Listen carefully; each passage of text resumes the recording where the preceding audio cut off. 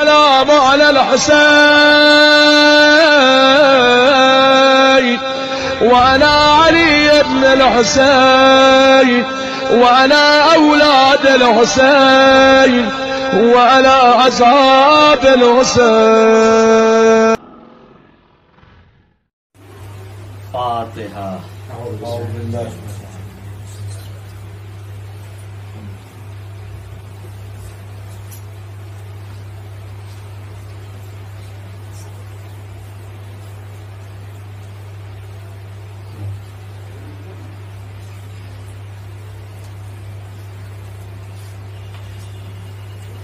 اعوذ باللہ من الشیطان اللعین الرجیم. بسم اللہ الرحمن الرحیم. الحمد للہ الذی کان موجودا قبل حدوث الاشیاء ویبقى بعد فناء الاشیاء. تفرد بالاولیت والقدم ووسما كل شیء ما اداء بالفناء والعدم.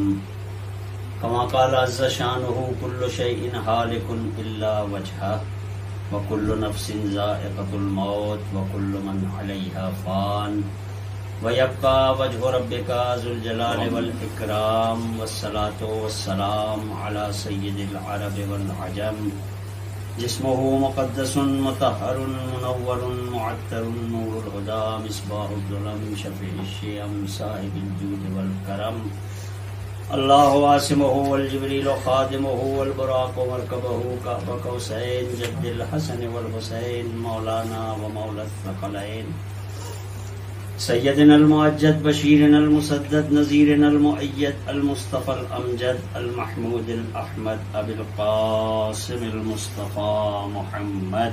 اللهم صل على محمد وعلى محمد وعلى اہل بیتہ الطیبین الطاہرین المعصومین المظلومین ولعنۃ اللہ علی اعدائہم اجمعین. اما بعد فقد قال امامنا السجاد علیہ الصلاۃ والسلام اعطینا ستا وفضلنا بسبع. صلوات بر محمد و آل محمد. اللهم صل على محمد وعلى محمد وعجل فرجهم. فصل اعضاء ماہ محرم کی صورت میں ہمارے درمیان آ گئی. وہ مہینہ کہ جس مہینے کا ہمیں سال بھر انتظار رہتا ہے، آج ہم اس مہینے میں داخل ہوتے ہیں. عجیب بات ہے کہ دنیا کی بلسان خود متمدن سمجھنے والی کہنے والی قومیں اپنے سال کا آغاز خوشیوں سے کرتے ہیں، مگر دنیا کی یہ واحد قوم ہے کہ جو اپنے سال کا آغاز غموں کے ذریعے، آنسوؤں کے ذریعے، گریے کے ذریعے، مجلس اور ماتم سے شروع کرتی. اور ہمیں اپنے ان آنسوؤں پر، اپنی ان مجلسوں پر، اپنے ان ماتم پر کوئی ندامت بھی نہیں. اس لیے کہ جب ہمارے یہ آنسو سیلاب بن کر نکلتے ہیں تو پتہ نہیں کتنے ظالموں کے، کتنے حاکمان وقت کے تخت و تاج ڈوبتے نظر آتے ہیں. آج دنیا اگر ان مجالس کی مخالف ہے تو صرف اس لیے کہ انہیں معلوم ہے کہ یہ فرش عزا حور بناتی ہے. سبحان اللہ سبحان اللہ. لہذا مختلف طریقے سے، مختلف انداز سے مجالس عزا، محرم، آنسو، گریا، ان تمام چیزوں کی مخالفت کی جاتی ہے. عزیزو، ماہ عزا ماہ تزکیہ بھی ہے اور ماہ درس بھی ہے.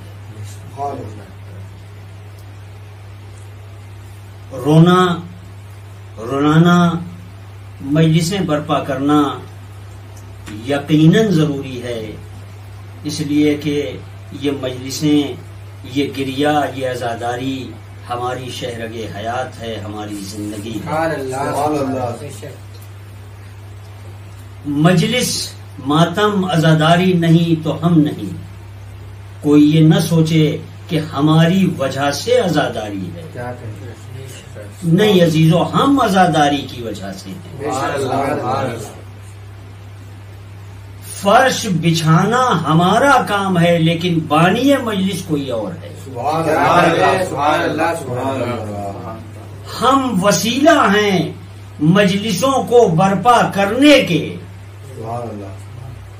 لیکن بانی مجلس وہ دکھیاری ماں ہے جس نے چکیاں پیس پیس کر پالا. عزیزان محترم، میں نے جن جملات کو سرنامہ کلام قرار دیا ہے وہ امام سجاد کے خطبے کے جملات ہیں کہ جو آپ نے دربار شام میں یزید کے سامنے دیا تھا. اس سال ہمارا محرم کا عنوان ہی شرح خطبہ امام سجاد تھا، لہذا میں نے اس مجلس کے لیے بھی اسی کو اپنا عنوان قرار دیا ہے. جب دربار یزید میں یہ قافلہ لایا گیا اور یزیدی خطیب نے منبر پر جا کر اموی بادشاہوں کی، حکمرانوں کی، میں نے جان بوجھ کر بادشاہ کہا ہے، خلیفہ کا لفظ استعمال نہیں کیا ہے، اس لیے کہ یہ حکمران تھے، خلیفہ نہیں. کہ جب تعریفیں شروع کی اس نے، اور جھوٹی تعریفیں، تو ایک مرتبہ ہمارے اور آپ کے امام سجاد علیہ السلام جو ہتکڑی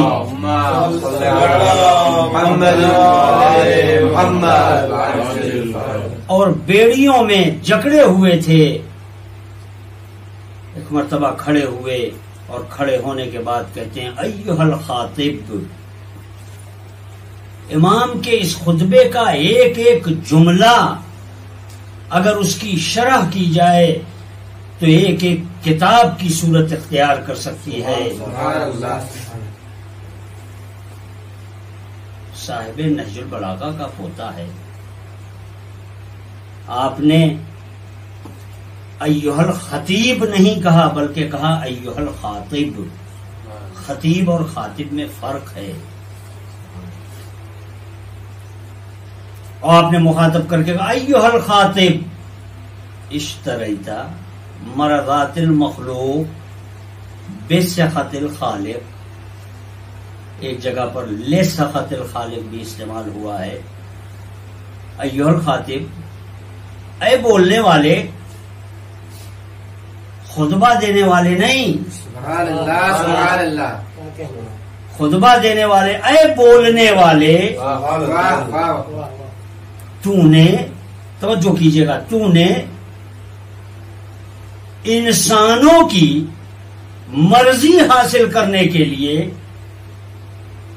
خدا کی نافرمانی خرید لی. کتنا عجیب و غریب جملہ ہے. میں نے ترجمہ کر دیا اور آپ نے سن لیا، مگر آپ اگر غور کریں اس جملے پر تو امام بتلانا یہ چاہتے ہیں کہ اگر منبر پر جاؤ تو مرضی پروردگار شامل حال رہے، دنیا والوں کی بانی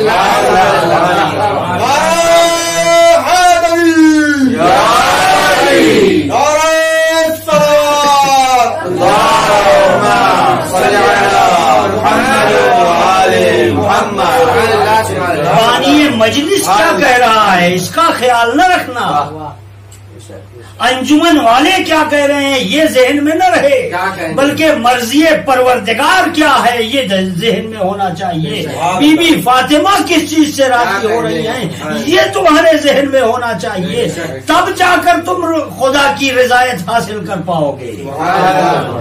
آج ہمارے یہاں کیا ہو رہا ہے، خطیب کو جب بلایا جاتا ہے تو کہتے ہیں مولانا یہ پڑھیے گا، کیا کہنے، مولانا یہاں یہ رائج ہے۔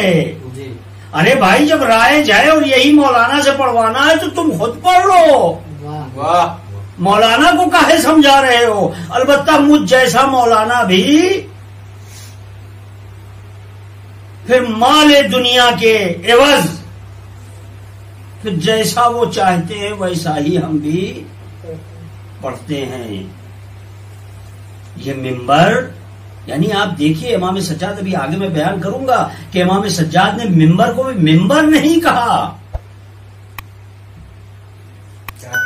یہ منبر رسول ہے، یہ منبر اہل بیت ہے۔ یہاں آنے کے بعد مرضی خدا پیش نگاہ ہونی چاہیے، پیش نظر ہونی چاہیے۔ یہ منبر تبلیغ کا ذریعہ ہے، یہ منبر ہدایت کے راستوں کو بتانے کا ذریعہ ہے۔ یہاں سے اگر ہم لوگوں کو گمراہ کرنے کا ذریعہ بن رہے ہیں تو ہمیں منبر کو استعمال کرنے کا حق نہیں ہے۔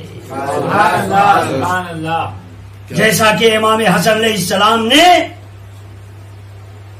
مروان کو بظاہر یا خلیفہ ثانی کو منبر سے اتار لیا تھا یہ کہہ کر کہ یہ میرے باپ کی جگہ ہے، تو یہاں کہاں بیٹھا ہوا ہے؟ امام نے مخاطب کیا اور مخاطب کر کے کہتے ہیں ایھا الخاطب، اے بولنے والے، تو نے دنیا کے بادشاہوں کی رضایت حاصل کرنے کے لیے، خوشنودی حاصل کرنے کے لیے مرضی پروردگار سے دور ہو گیا، خدا کے غضب کو تو نے خرید لیا ہے۔ اور اس کے بعد پھر آپ کہتے ہیں یزید سے مخاطب ہو کر، اے اذان، کیا مجھے اجازت دیتا ہے ان اسعدا هذه الاعواد؟ سبحان اللہ، عجیب جملہ ہے، عجیب جملہ ہے۔ صاحب نہج البلاغہ کا پوتا بول رہا ہے، دربار یزید میں بول رہا ہے، کیا مجھے اجازت ہے کہ میں اس لکڑیوں کے ڈھیر پر سوار ہو جاؤں؟ مولا یہ ممبر ہے، آپ کے جد کا ممبر ہے، آپ اس کو لکڑیوں کا ڈھیر بتا رہے ہیں۔ مولا آواز دیں گے جن ممبروں سے اہل بیت کی دشمنی کا اعلان کیا جائے وہ لکڑیوں کا ڈھیر ہے، ممبر نہیں۔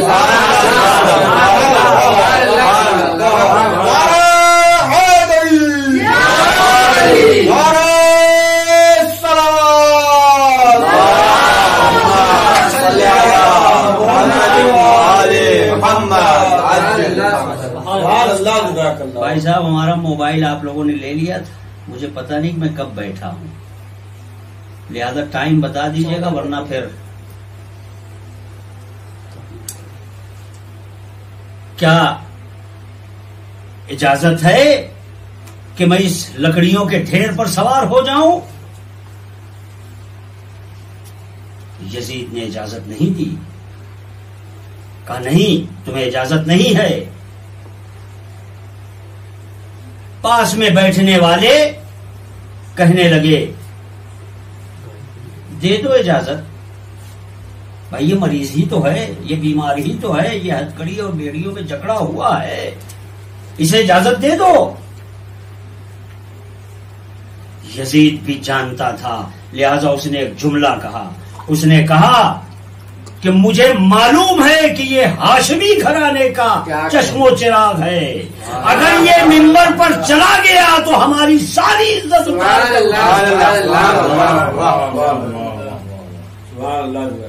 عجیب ہے، ہتکڑی اور بیڑی میں جکڑے ہوئے ہیں امام، دربار یزید میں ہیں، ساری فوج اس کی ہے، تخت و تاج اس کا ہے، ملک اس کا ہے، مگر تلوار تو چھوڑیے زبان کھولنے کی اجازت نہیں دے رہا ہے، اور یہ کہہ رہا ہے اگر یہ ممبر پر چلا گیا تو میری اور میرے خاندان کی عزت اتارے بغیر نہیں اترے گا۔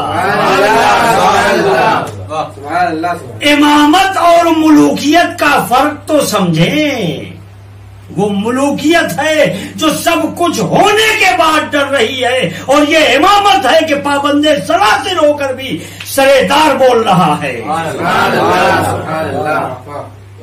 اللہ اکبر۔ امام منبر پر جاتے ہیں، اور جانے کے بعد حمد و ثناء الہی کرنے کے بعد اب وقت نہیں ہے، ورنہ امام کے دو خطبے، کلیدی خطبے، ایک کوفے کا اور ایک شام کا، دونوں خطبوں میں زمین آسمان کا فرق ہے۔ وہاں آپ حمد و ثناء الہی کے بعد سیدھے مصائب شروع کرتے ہیں، اور جو بیان آپ کو وہاں دینا تھا اہل کوفہ کے سلسلے میں وہ آپ دے دیتے ہیں، مگر جب شام میں آپ نے خطبہ دینا شروع کیا تو آپ نے سیدھے مطالب بیان نہیں کیے، بلکہ پہلے اپنا تعارف کروایا۔ اہل کوفہ پہچانتے تھے، جانتے تھے، لیکن شام کا عالم یہ تھا کہ شام میں علی کو گالیاں دی جاتی تھیں، علی کو نعوذ باللہ ایک ڈاکو سمجھا جاتا تھا، بچوں کو رات میں کھلونے دیے جاتے تھے اور صبح وہ کھلونے نیند کی حالت میں ان سے چھین لیا جاتا تھا، اور جب بچے روتے ہوئے اٹھتے تھے تو کہتے تھے علی ڈاکو آ کر لے گیا ہے۔ تاریخ نے لکھا کہ جب علی مسجد کوفہ میں شہید ہوئے اور یہ خبر شام پہنچی تو لوگوں نے تعجب سے کہا علی اور مسجد؟ لہذا ایسے ماحول میں ضرورت اس بات کی تھی کیا کہنے ہیں کہ وہاں پہلے اپنا تعارف پیش کیا جائے، تاکہ دنیا والے سمجھیں کہ یہ جو پروپگنڈا ہمارے خلاف کیا گیا ہے وہ غلط ہے۔ اللہ اکبر۔ امام نے شروع کیا اور آپ فرماتے ہیں اعطینا ستن، خدا نے ہم کو عطا کیا ہے 6 چیزیں۔ کیا؟ اعطینا العلم والحلم والسماحہ والفصاحہ والشجاعہ والمحبت فی قلوب المؤمنین۔ خدا نے ہم کو علم عطا کیا ہے، خدا نے ہم کو علم عطا کیا ہے، خدا نے ہم کو سماحت عطا کی ہے، خدا نے ہم کو فصاحت عطا کی ہے، خدا نے ہم کو شجاعت عطا کی ہے، اور خدا نے ہماری محبت مومنین کے قلوب میں رکھی ہے۔ مخاطب کس سے ہے؟ یزید سے۔ اے یزید، خدا نے ہم کو علم عطا کیا ہے، یعنی تیرے پاس علم نہیں ہے۔ یہ نحو و صرف و منطق و فلسفہ پڑھ لینا علم نہیں ہے۔ اساتذہ بیان کرتے ہیں کہ یہ سارے علم مقدمہ ہے اس علم اصلی کا، اور وہ علم اصلی ہے معرفت الہی، معرفت اہل بیت۔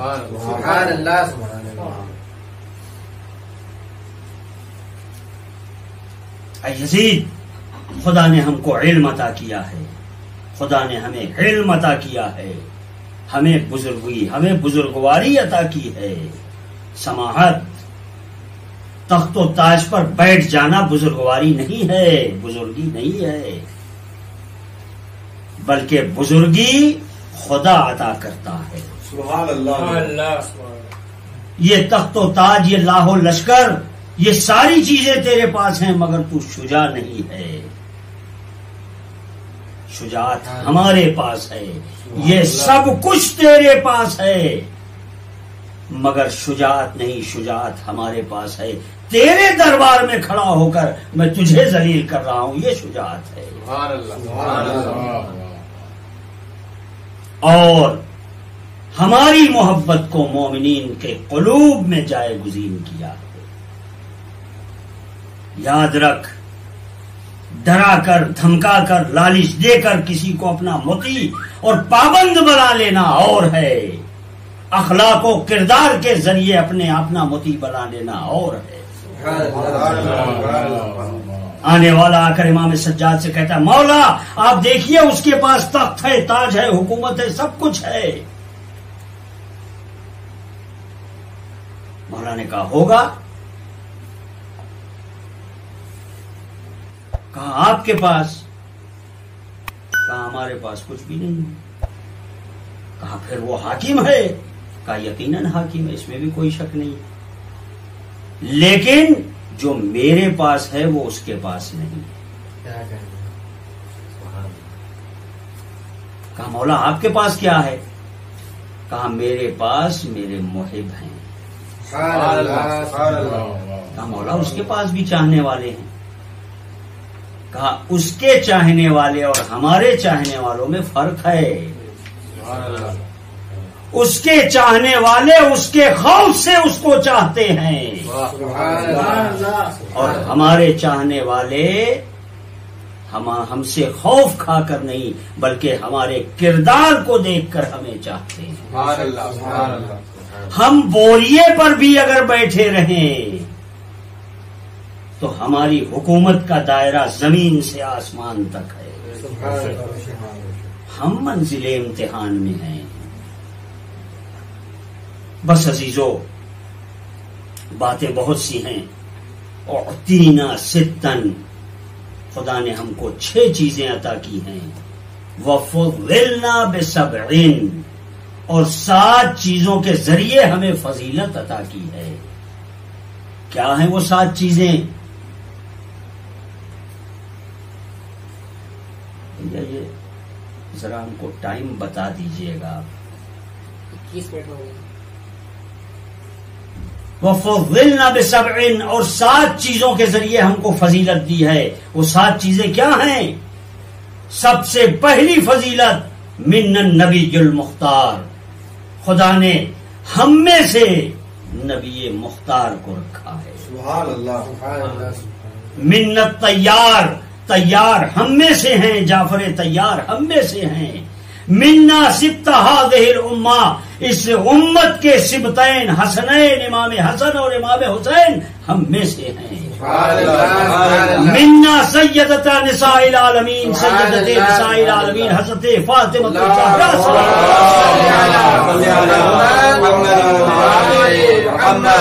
ہم میں سے ہیں۔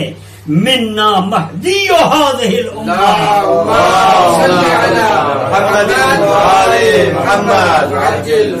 ہم میں سے ہیں۔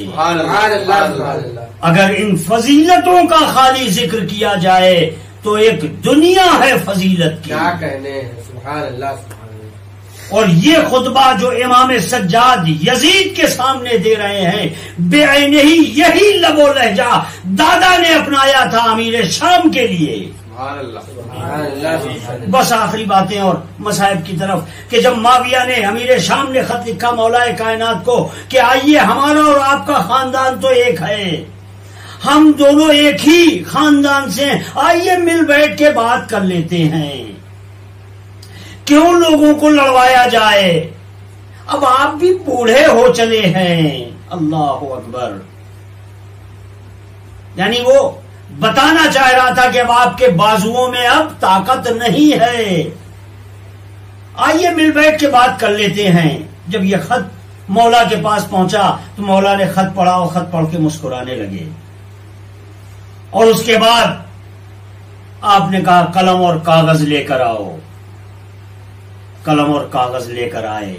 میں کہوں گا مولا بڑے خوش قسمت ہیں آپ، قلم اور کاغذ مانگا اور مل گیا، ورنہ جب نبی نے مانگا تھا تو نہیں ملا تھا۔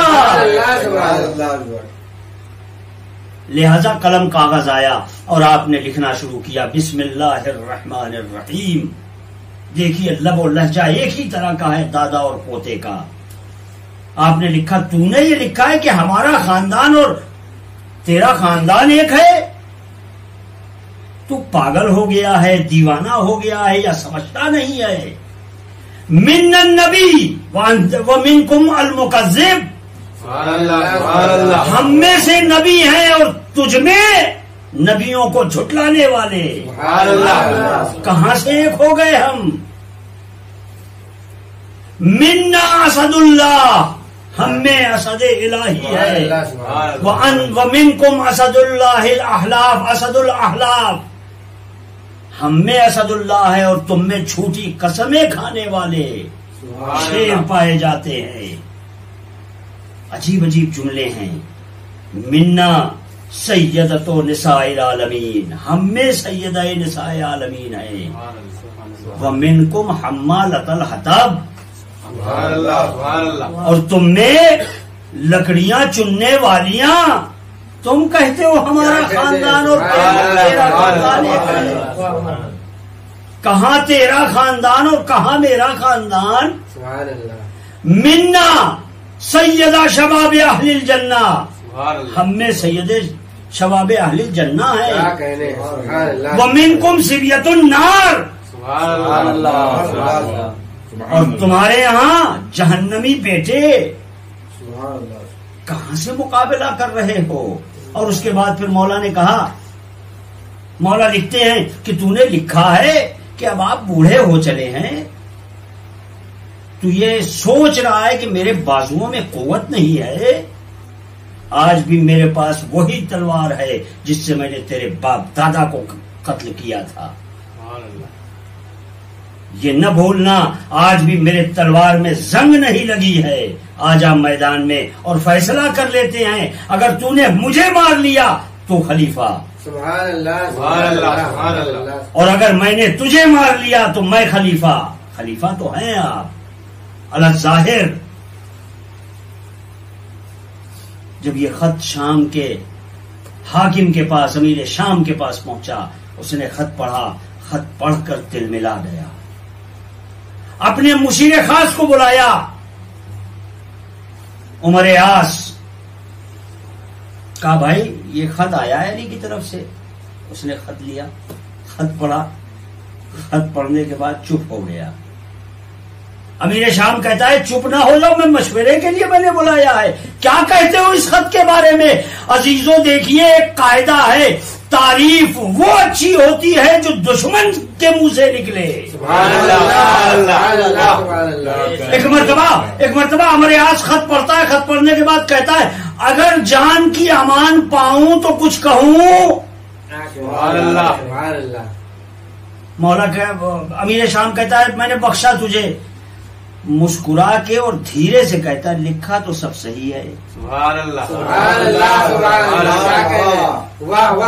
لکھا تو سب صحیح ہے. کہا یہ تو مجھے ہی معلوم ہے، اس لیے میں نہیں بلایا تجھے. یہ تو مجھے ہی معلوم ہے کہ اس میں لکھا سب صحیح ہے.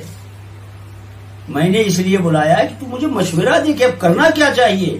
تو ہمارے آس کہتا ہے کرنا کیا چاہیے، جائیے. علی نے دعوت دی، میدان میں جائیے، فیصلہ کروا لیجیے. کہا مجھے بیوقوف سمجھتا ہے تو؟ میں اتنا بڑا بیوقوف نہیں ہوں. تو چاہتا ہے کہ تو مجھے مروا کے خلافت کے تخت پر تو آ کر بیٹھ جائے، اس لیے کہ علی کے مقابلے میں جو گیا ہے وہ واپس نہیں آیا. پر محمد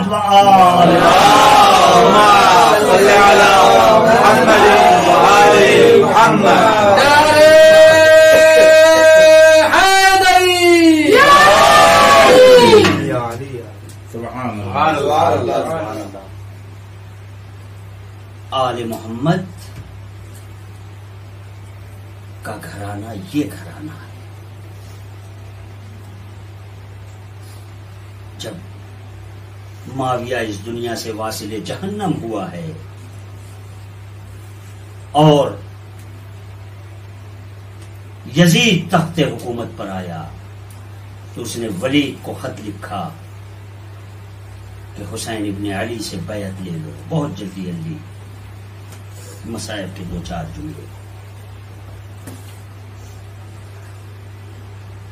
ولید نے اپنا پیغام امام حسین تک بھیجا. امام مسجد میں تشریف فرما تھے، آپ گھر تشریف لے آئے.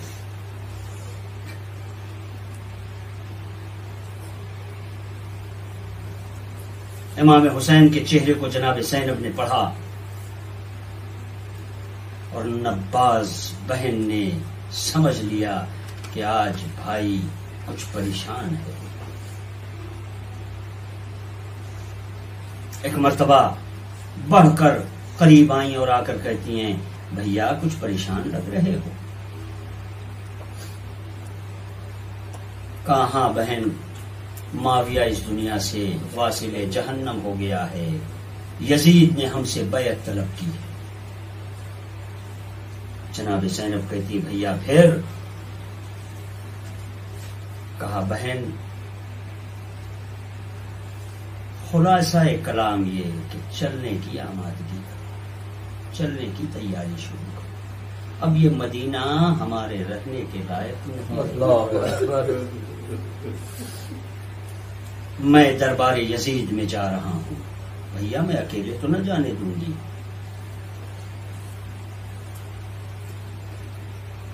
ایک مرتبہ جناب عباس کو خبر ہوئی اور جناب عباس آئے. 18 جوانان بنی ہاشم کو لے کر امام حسین دربار یزید کے قریب آئے. امام دربار یزید میں داخل ہو رہے ہیں. 18 جوانان بنی ہاشم بھی چاہتے ہیں کہ داخل ہو جائیں. امام نے روک دیا. بھیا عباس آپ یہیں ٹھہر جائیے. اب یہ میرے جملے ہیں. عباس اگر میری آواز بلند ہو جائے تو یہ در خیبر سے بھاری نہیں.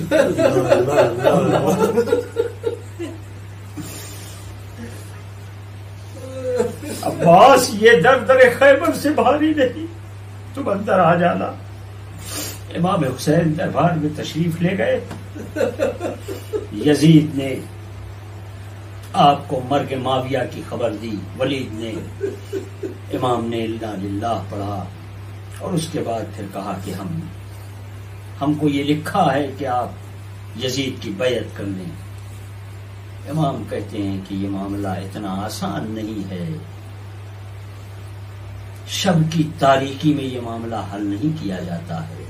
میں کل اس کا جواب دوں گا. قریب بیٹھا ہوا مروان ولید سے کہتا ہے ولید اگر حسین اس وقت ہاتھ سے نکل گئے تو پھر کبھی ہاتھ نہ آئیں گے، یا بیعت لے لو یا سر قلم کر دو. ایک مرتبہ امام حسین کو جلال آ گیا. آپ نے کہا او مروان تو مجھے موت سے ڈراتا ہے. بس یہ آواز بلند ہونی تھی کہ ایک مرتبہ کہاں کا دربار اور کہاں کا دروازہ. جناب عباس تلوار برہنہ لے کر دربار میں داخل ہوئے. امام حسین نے روکا. اے بھیا عباس یہ میدان تمہارا میدان نہیں، تمہارا میدان کربلا ہے. صبر سے کھو. واپس آ گئے. اے سوگوارو واپس آئے. آنے کے بعد تیاریاں شروع ہوئیں اور یہ تیاریاں مکمل ہو گئیں اور یہ قافلہ مدینے سے جانے کے لیے آمادہ ہو گیا. بس سوگوارو آخری جملہ اور زحمت تمام. امام حسین علیہ السلام روضہ رسول پر آئے. آنے کے بعد آپ نے گریہ کیا، بہت روئے. آپ نے کہا نانا آپ کی قبر کا مجاور جا رہا ہے، آپ کی قبر کے مجاور کو اب مدینے میں رہنے سے کیا جا رہا ہے. اے نانا خدا حافظ. وہاں سے اٹھ کے بھائی کی قبر پر آئے. بھیا اے بھیا دشمنوں نے اب مدینے میں عرصہ حیات تنگ کر دیا ہے. اے بھیا میں مدینے سے جا رہا ہوں. سوگوارو اور باب مقاتل لکھتے ہیں کہ حسین جب نانا کی قبر پر گئے ہیں تو بڑے آہستہ آہستہ قدم اٹھا کر آپ ایک قدم اٹھا کر گئے. وہاں سے جب بھائی حسن کی قبر پہ آئے تو بڑے آرام سے آئے، مگر جب ماں کی قبر کی طرف چلے گئے تو ایسے چلے جیسے ننھا بچہ جاتا ہے. دوڑتے ہوئے آئے قبر پر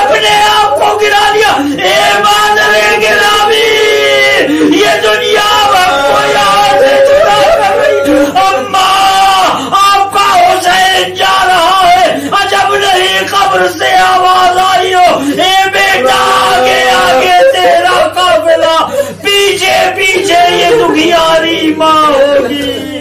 ارے میں کیسے تجھے چھوڑ. سيعلم الذين ظلموا أي منقلب ينقلبون. إنا لله وإنا إليه راجعون. ما تملك. صدق الله العلي العظيم.